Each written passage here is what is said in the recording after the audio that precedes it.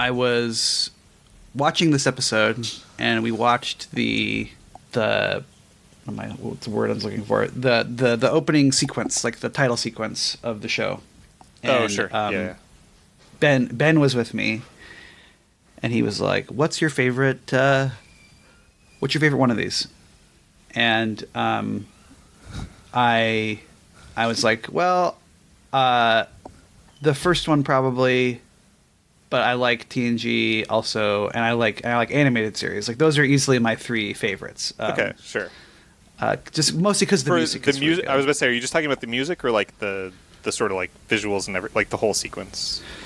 I mean, the visuals, I don't think the visuals for any of them up until a certain point are like super terribly interesting. So it's mostly the music. And the music and like the dialogue, you know, it's like I like the space. The little monologue and stuff. Yeah.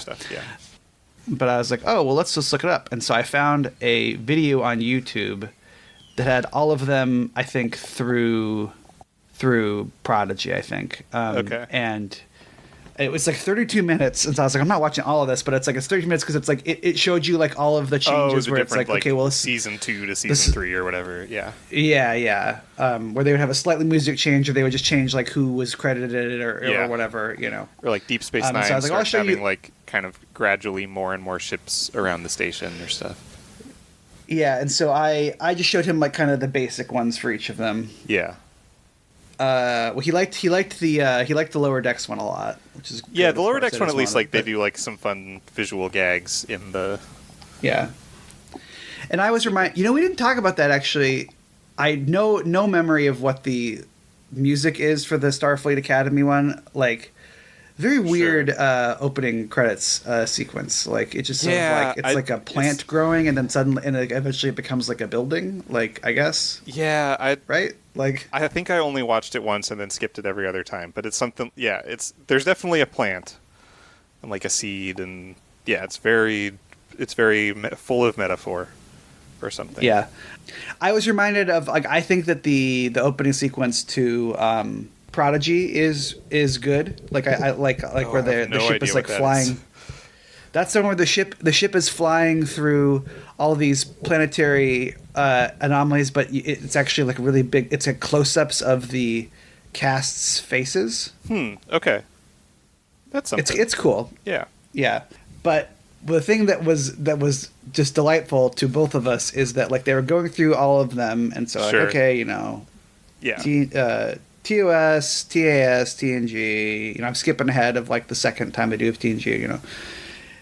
Enterprise, and then suddenly it's the one that they use for those 2 episodes of Enterprise where they're in the mirror universe. Like they've included that one. Oh, that one was. And I was like, I forgot about this, and I explained it to Ben, and then we watched it. And Ben and both were like, "This is so awesome! It's so good.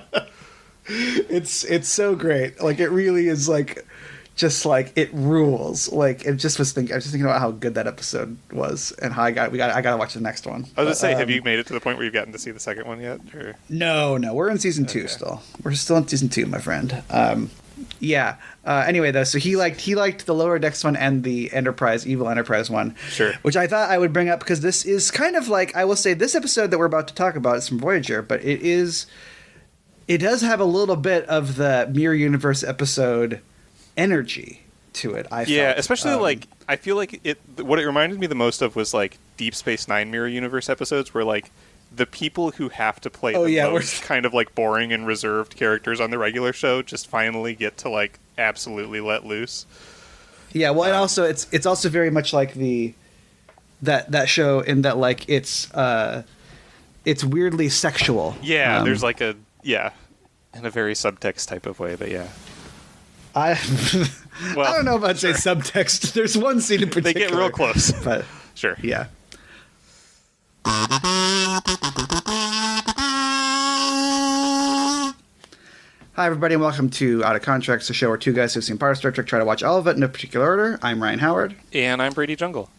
And today we're talking about Warlord, which is Voyager Season 3, Episode 10. Written by Lisa Klink, Andrew Shepard Price, and Mark Gaberman, and directed by series mainstay David Livingston. The memory office synopsis for this one is Kes is taken over by the mind force of an obsessive rebel. Okay. I was thinking we should at some point do like a tier list of somebody, like member of the crew gets taken over by somebody else's mind type of thing. Like how many times it happens, or like which ones are those? Like which ones are good and which one? Yeah. Like this one's pretty good. I think. This one. I think it's okay. It's pretty good. I think. Yeah. Well, if you're, it's not really like about much. If you're. But yeah, I'm trying to think if of you're like making a tier list off the dome. What's the best one that you can think of? I have one. If I'm just like very quickly trying to think of. That's the thing. Because like inner light doesn't count. Inner light doesn't count because that's a different kind of thing. Okay. Yeah, because then I was like the ones I remembered off the top of my head were like the one we watched where it's O'Brien and Data and Troy all get taken over. And, take over part of the ship for a while. There's the one that this felt the most like was there's like a season 1 Deep Space Nine where Bashir, that kind of starts the same way where like somebody's like dying in sick bay and Bashir bends over him and then he like transfers his consciousness into Bashir and like is like runs a heist to try to like capture some stuff from a ship or something.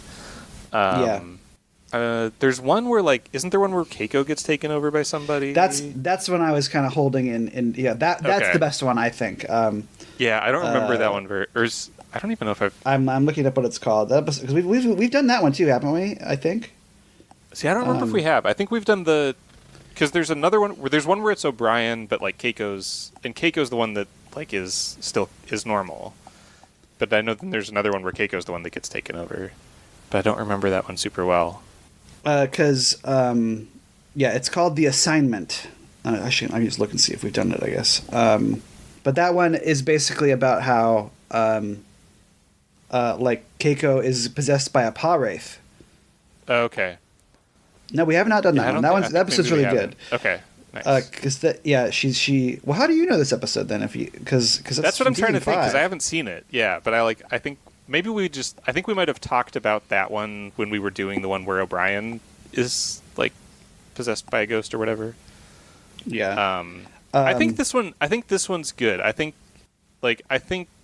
again, first this one is one of those that does make me ask the question of just like, is Jennifer Lien actually like a better actress than we give her credit for, and just like Kes is just a boring character? Because I feel like she's definitely like she's putting like the character she's playing in this is so different from Kes, and like she's I think doing a good like she brings so much like energy to it, and it's such a like for sure dynamic character. Like she's just always like pacing around. She's literally like crawling on tables at points, right? Like, and just like I think it just like this is such a more interesting character than it. I feel like I always think of Kes as being so kind of like quiet and mousy and like not really having anything to do, that she gets so much to do in this episode that I think she does a lot with it. I kind of have always been I've always had a soft spot for Kes, honestly. I kind of like, I think that they'd always give her stuff to do, but like she's such like a nice person, you know, like, and and I think that like one of the reasons why she's not really fond, the few reasons she's not really fond of her, I think one reason is that unfortunately Jennifer Lien has had a lot of personal problems, like after the show. But then but also I think that she is often linked with Neelix, who is not super popular, and also she's linked with Neelix in like the most annoying ways. Which is to say that she's his 3-year-old girlfriend, or like 6 or whatever. Well, she's a 3-year-old girl. She's always in like love triangle shit with with Tom Paris, which is like the least interesting. I forgot Neelix that's stuff. a thing they do too. Yeah. And I think the other thing is that also she is replaced by the best character on the show. Yeah, I guess that's the thing is you kind of force the comparison, because as soon as like she leaves the show, it gets better. Yeah. Right. So, but I've always kind of liked that character, though. Okay. Even though I think that largely, it's like a weirdly a similar thing with like Chakotay, where it's like, I like Chakotay. Do I like most Chakotay episodes? No, because they're mostly about how he's like, he like has like a little button that he pushes to like go into like a Native American trance that the writers don't really know how to like write about. But like I think she gives a good performance usually. I think she's good in this. Like this, but this is like, obviously that's what reminded me of that Mirror episode, is that it's like, yeah, you're right. It is a character who's like not one of the most exciting characters, certainly, who like gets to really go off. Because it's like, because who did we say is it like it's the guy who plays Malcolm, right, in that episode of he gets to be like super like, he really gets to go for it, and like mustache twirlingly evil in that one. And it's like, and that character is usually like just so boring on and you're just sort of like, oh man, like he gets to play a fun character, you know. And because I think like both him and Hoshi, who's also like really boring most of the time, were just like, this was the best episode because we got to act. Yeah, and I think I was reading about that, and it's like John Billingsley and like Connor Trinneer are like, I don't like that episode very much, and it's like, well, yeah, because you guys didn't get to do very much, and especially Billingsley, but even I don't like Connor Trinneer very much in that show, but it's like he's certainly he gets to do a lot of acting, you know, like is it always good acting? Probably not, but like, you know, he's doing a lot, like why don't you take us in on this one, though? But yeah, I would say that The Assignment is a great episode. I was just looking at it because like the premise of The Assignment is that like a Pah-wraith has possessed Keiko, and Keiko comes to the ship and like goes up to Miles and is like, Miles, I'm a Pah-wraith, and if you tell anyone or try to stop me, I will kill Kes. Like, and so he's like, wow, it's like someone who is like holding Kes hostage from like, or for not Kes, I'll kill Keiko, and so is like, like it's someone who's like holding Keiko hostage from the inside, which is like a cool, good, really good episode. But anyway, take us into this episode though, which I think is pretty good. I think it's pretty good, despite it starting with Neelix receiving like a sexual foot massage. I was gonna say, I like to think of myself, or like I try to be a pretty open guy. I did not need to see Neelix like moaning in pleasure while getting a foot massage, or be shown what a Talaxian's foot looked like. Either of those things, really. I mean, it zooms out to show that Paris and Harry are there, and it's like, I'm not saying that it has to be a sexual foot massage, but like he's certainly making sounds like it is. And if I was like next to someone who was sincerely making that sound, I think it would make me feel uncomfortable. Yes. But they don't seem to be bothered by it. Yeah, no. But yeah, it starts out with like, this never really like is a thing in after the start of the episode, is it? Like there's one more scene here where like Kes breaks up with him, but like basically they like make a like Caribbean resort in the holodeck.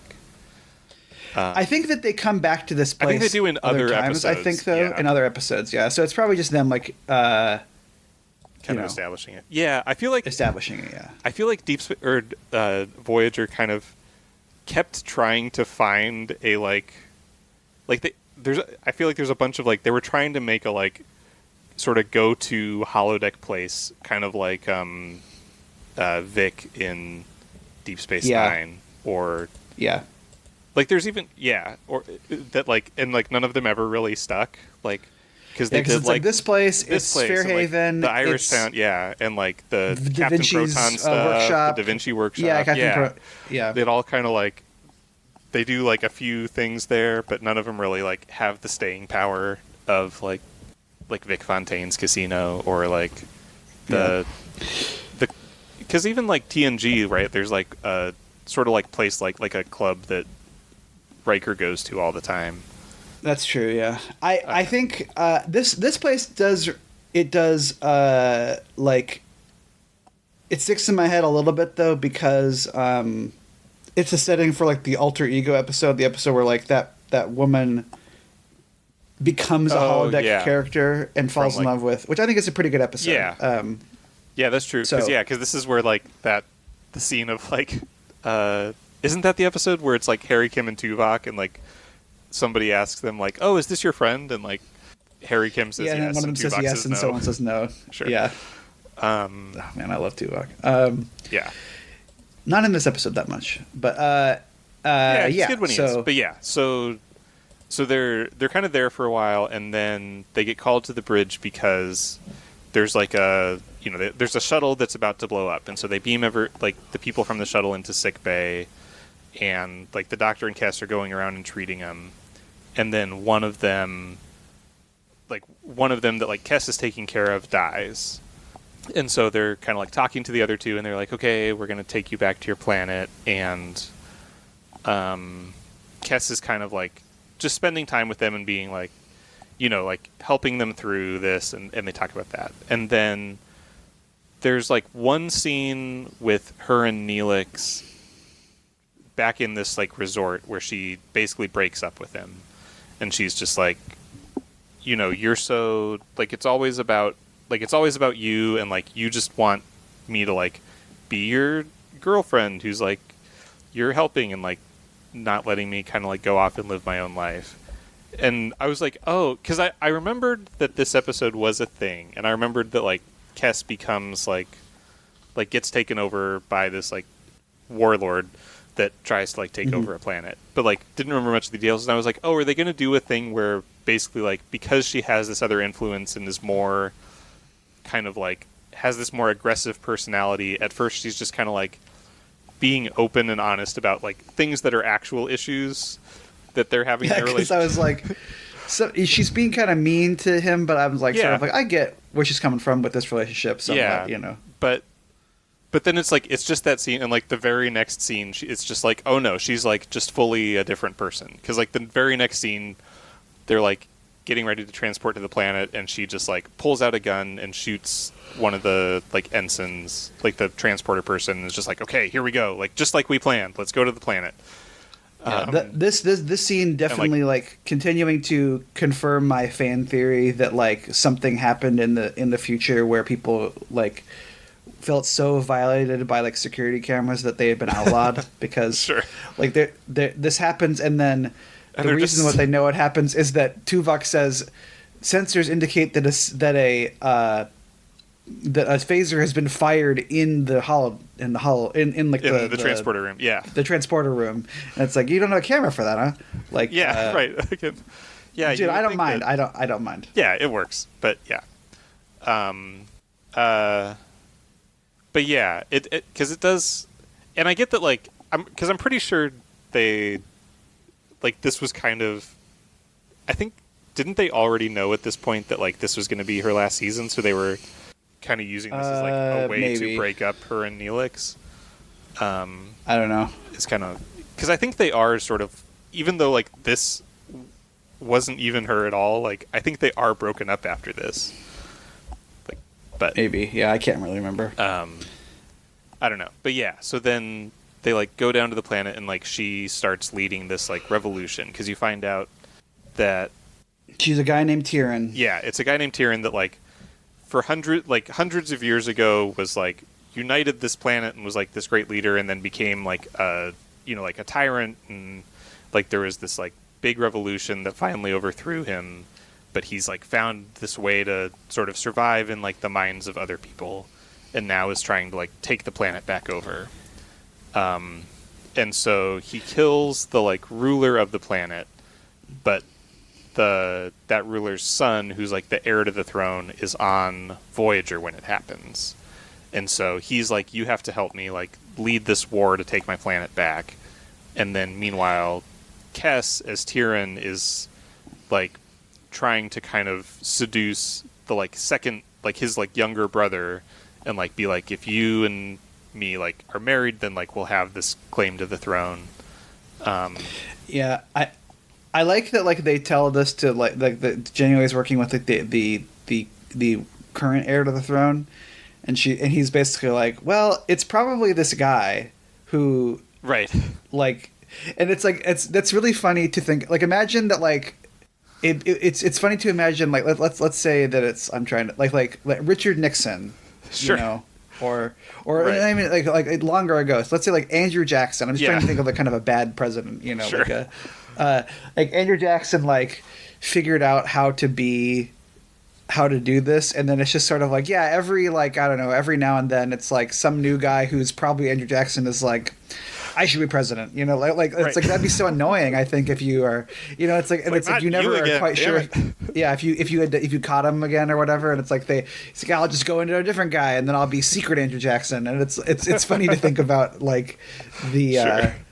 Like that's just being sort of a political reality that this family has had to deal with for hundreds of years, you know. Right. Yeah. But he also basically like gives up. He's just like, well, yeah, Cass is dead then. Sorry, you know. Yeah. Like. And yeah. They're like, and so no, Janeway is just like, I think we can figure out a way to not make her dead. Like all we have to do, yeah, because he wants to just like lead a war and kill this guy and be back in charge. And Janeway is just like, no, what we need to be trying to do is get this guy out of Kess, and that solves like both of our problems. And so they're on the ship kind of figuring out a way to do this. And there's kind of just a lot of scenes of like Kess sort of taking, or not, like sort of like just taking over and like, you know. Yeah, they're on a pretty big.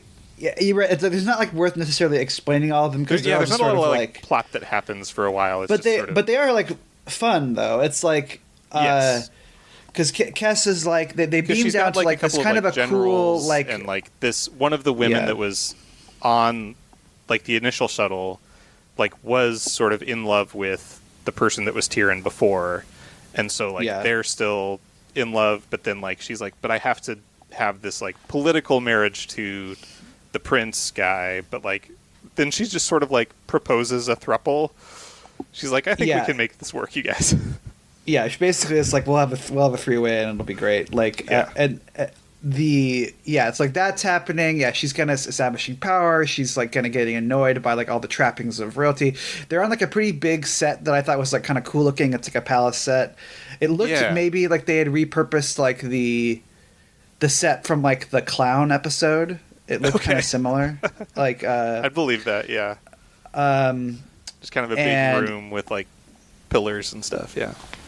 But a lot of like royal jockeying, a lot of like a lot of Jennifer Lien wearing the kind of like a cool like rebel outfit, and then like being like, I don't like this. Yeah, and I was like, this is fun. Like I was just stuff down, and she's just so like dynamic. Like she's just always moving, and like it's a very like physical performance. I feel like. So. I don't know. Yeah. It's just kind of the other thing enjoyable. Worth noting that they do a couple of times that I really enjoyed was the aliens that they've designed for this, like their kind of main feature is they have 6 nostrils, like they have extra noses sort of like halfway up their face and then like up on their forehead. I thought you were going to say their main feature is that they have like some of the wackest wigs I've ever seen on it. Yeah, they've got something weird. I could never figure out what's going on with like the wigs and the hair, because there's one guy in particular. It's like a large black gentleman. Just to identify him if you're watching the show. Yeah, he's like one of the generals. Yeah, he beams on. He's like one of the first things you see because it gets beamed onto their ship that they steal from Voyager. And I'm just like, this is like, he should have a sign that just says wig, like pointing at his wig. It reminded me of like when you watch like modern like kind of British legal stuff where they're just like wearing the wigs over their hair, and you can still see their normal hair, and you're just like, what are we doing here? You know, like that was kind of the vibe of it. Yeah. But yeah, so then whenever like, because she sometimes will like use her. Because, like, Tyrion is just like, oh, I figured out that, like, this body that I've taken over, like, she's got psychic powers. And so he sometimes will, like, attack people with that. And they do the kind of sort of TV thing of, like, taking psychic damage means that you get a nosebleed. But then they bleed from, like, all of these other nostrils. So they just have blood, like, all over, like, their forehead and stuff because it's coming from all of the different, like, noses that they put on them. Like, that's a fun combination of... For sure. Of design things. But yeah, and so Tuvok, like they basically Voyager comes up with like they reverse engineer this little like device thing that's just like if we stick this onto her, then it'll like short circuit and like it'll make his consciousness like come out of her. Yeah, it's we did some science and so there's a button that can like solve the problem. You know? Yeah, because like the way they figure out that he did it is he has like, because I think they do it because they still have his body, and so they examine it and they're just like, oh, he had this like technology thing where he's got like tiny, like a device like in his skin that's like these tiny little hairs that like if he touches somebody else it'll like inject him into other people. And like that's how they're able to reverse engineer that. So then like Tuvok is like, I'll go down and do this sort of like commando mission to sneak in and like put it on her. And like she's like, she senses him down there, and so like all of her guards have these like kind of face masks, and so she's like going around like one by one sort of like tearing all of their masks off, and because she's like, I know you're here, Tuvok, and like I'm gonna find, and then like he tries to like stick it on her, but he gets captured. Yeah. And they have just sort of like, again, like I wished there was more Commando Tuvok stuff going on, because they really just kind of have one scene where it's like she has him in prison. She's like, tell me what the plans are, and he's like, I won't tell you. And then he tries to kind of mind meld with her and like tries to talk to Kes, and he's like, Kes, like, you know, you're stronger than he is. Fight him and like take over. And she's like, I'm trying. Yeah, and then like there's kind of some more scenes with Tyrion kind of slowly like losing more control, because like he's like, I get these terrible headaches because like she's in my head fighting me. And then at one point like he falls asleep and has this kind of like dream sequence where it's like it's Kes is talking to like this other actor that's playing like the original Tyrion like inside his head, and like she's, and even like that even I thought was like a really good Kes scene, because like she is sort of like a lot sort of stronger in that than I think, right? Like she's not being like, oh no, like it's so hard, and like she's like, yeah, I am stronger than you, I'm going to eventually win and take my body back. Like there's nothing you can, right? Like she has this sort of like strength. I also thought that both, I think like probably like presumably like they work together really well. Like whoever this actor, like even just in this one scene, like he does such a good job of mirroring the way she's been playing that character. Like it feels like he's got kind of the same like mannerisms and like tries to sort of use the same tactics that like, oh, it feels like this is the same guy that like she was playing the whole time. Yeah.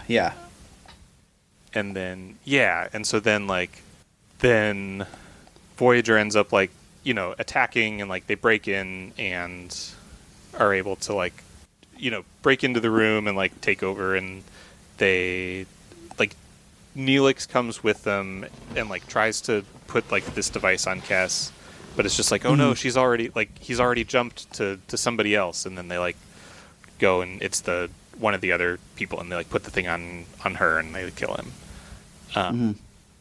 Which I think this was another one where like the end felt just very rushed to me, and like didn't really like hit anything.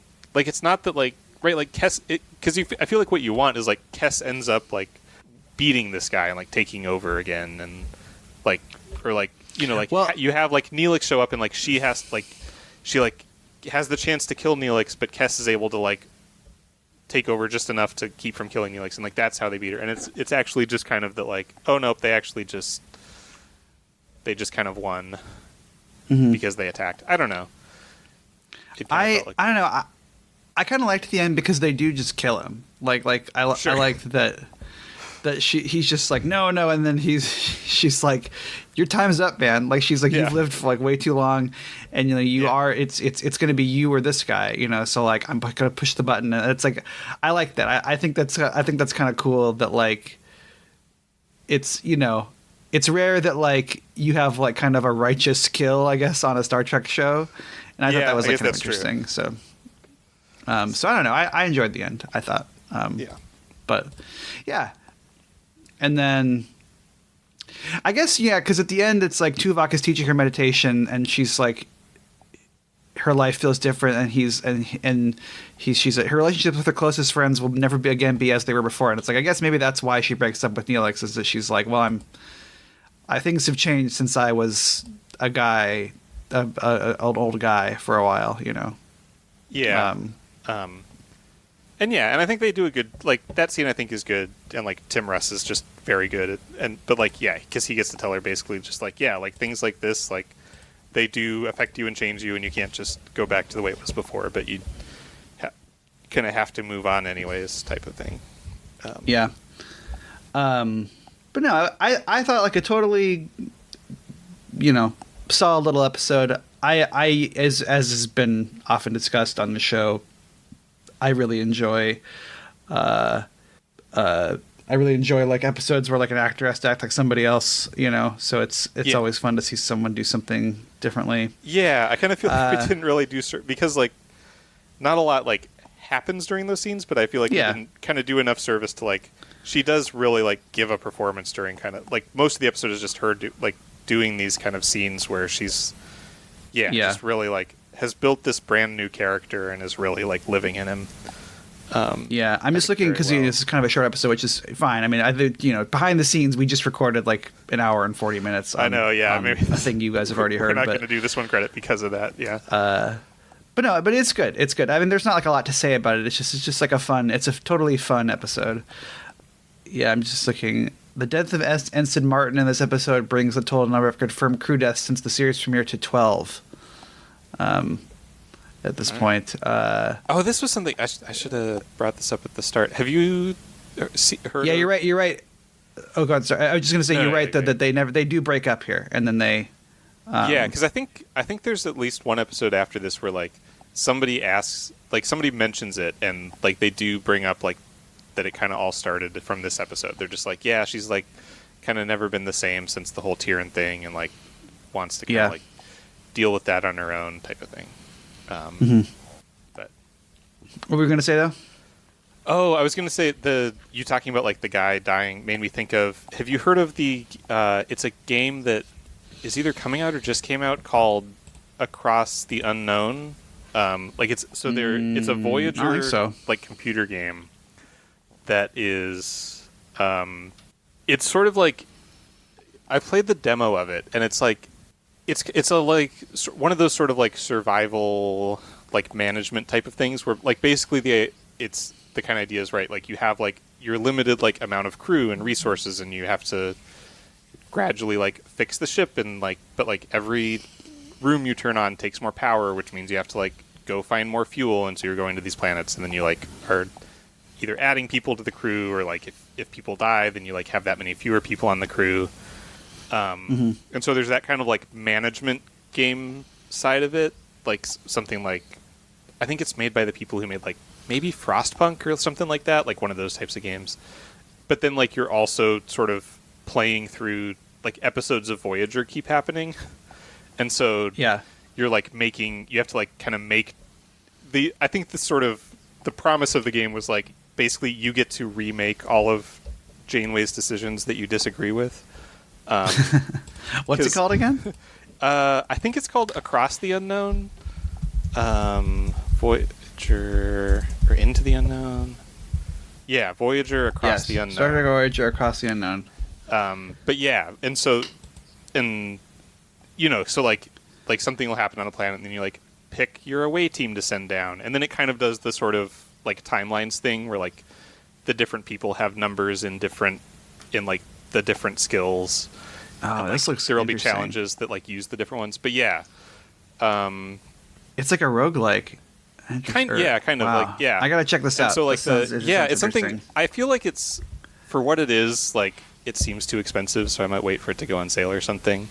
But I feel bad that I never finished the other Star Trek game. I just didn't want to replay it after the upgrade. But it does kind of have that feel of like it's a big deal whenever like somebody dies, and then like I think you can like add people to the crew as different things happen. The demo is basically like you play through Caretaker, which means that like at the end like you literally can just like use the Caretaker to go back home. Like you can finish the demo by just going back to Earth. That's awesome. And just like ending Voyager after the first episode. I think cool. The other thing that like I saw in a bunch of but kind of if you do that, it starts. I feel like that's bad because like maybe they get like valuable Borg intelligence or something by staying out there. You know what I mean? Like it could be bad for the overall galaxy for that to happen. Yeah, but I think the big thing that like I saw in a bunch of the screenshots is like you can let Tuvix live. Well, you should be able to do that. You should do that. So then you just like for the rest. I'm seeing for the rest of the adventure, like Tuvix is just a member of your crew instead of having Tuvok and Neelix. And so, this seems to be like an important part of it because I'm looking at. I googled this and then I'm looking at like different pictures of and it's multiple of the very first screenshots you see from the game have Tuvix in them. So. Yeah. Okay. Interesting. Yeah, it's I think a very fun idea of just like being able to like you can just sort of like go through and like I think the promise at least I don't know how well they stick to it is that like you can kind of make all of like it's just different episodes keep happening and then you can make the decision that like Janeway actually should have made in that one. Okay. Yeah, I gotta check this out. Anyways, that's cool. That was what I thought of that for some reason that I was like, oh, I should bring this up when we're doing a Voyager episode, but yeah. Okay, well, yeah, if I play it, I'll let you know. But all right, anything else you want to talk about in this one? I don't think so. I think. All right. Again, I kind of feel like we didn't do it service, but also I don't just know what else to say about it. I think we're good. Yeah. Well, thank you everybody for listening. We come on every other week. In a couple weeks, we're going to be back with Rosetta, which is Star Trek Discovery Season 4, Episode 11. So you can check it out in a couple weeks. In the meantime, you can follow us on Twitter, or not Twitter, what am I talking about there? Follow us on Blue Sky at Contreks. You can follow us on YouTube at Out of Contreks. You can visit us online at outofcontreks.podbean.com, or you can email us at outofcontreks@gmail.com. Contreks is spelled Contreks. You can also check out the other show on the Kaleidoscope Media Podcast Network, which is Here's Johnny. It's a horror media podcast, so check those folks out, and we'll see you next time. Thanks, everybody. Thanks, everyone. Bye.